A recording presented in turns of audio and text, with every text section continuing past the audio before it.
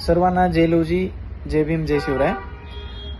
11 जून पासून निघालेला हा धर्माबाद पासूनचा पायी लॉंग मार्च 6 जुलैला आझाद मैदान या ठिकाणी पोहोचणार आहे. लोकस्वराज्य आंदोलनाच्या वतीने हा जो लॉंग मार्च काढलेला आहे हा अतिशय प्रेरणादायी असून लोकस्वराज्य आंदोलनाची मागच्या 30 ते 35 वर्षापासूनची ही मागणी आहे आरक्षणाची. तर लोकस्वराज्य आंदोलनाच्या बाबतीत जर बोलायचं असेल तर ते अतिशय इंटेलेक्च्युअल लोक त्या संघटनेमध्ये आहेत आणि कुठल्याही जातीला, कुठल्याही समूहाला, कुठल्याही गटाला टार्गेट न करता सरकारला कसं टार्गेट करता येईल, सरकारला कसं धारीवर धरता येईल या बाबतीत ते सुरुवातीपासून आहेत.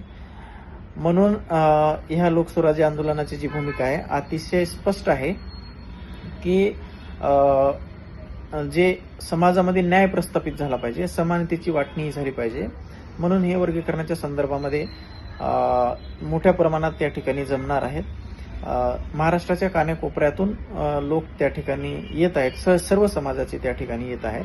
जे समानतावादी, समतावादी जे लोक आहेत त्या ठिकाणी त्या आंदोलनाला पाठिंबा दर्शनासाठी येणार आहेत. सर्वांना मी आवाहन करतो, नांदेड, हिंगोली, परभणी या ठिकाणून राजा राणी एक्सप्रेस किंवा देवगिरी एक्सप्रेसनं मोठ्या प्रमाणात लोक जात आहेत. तुम्ही सुद्धा तिकडे याच आहे. कोल्हापूर, सातारा, सांगली भागातून, विशेष करून त्या भागातून लोक खूप मोठ्या प्रमाणात येत आहेत. नागपूरहून सुद्धा लोक, विदर्भातून चंद्रपूर, जिवती या भागातून सुद्धा मोठ्या प्रमाणात लोक येत आहेत. सर्वांना विनंती आहे, कृपया या आंदोलनामध्ये सहभागी व्हा आणि त्यांची भूमिका तुम्ही समजून घ्या. कारण ते कुठल्याही जाती समूहाला टार्गेट करत नाहीत, फक्त आपली भूमिका मांडतात आणि सरकारला मात्र ते टार्गेट करतात, कुठल्याही जाती समूहाला टार्गेट करत नाहीत. तर सर्वांनी याच्यामध्ये सहभागी व्हावा असं मी आवाहन करतो.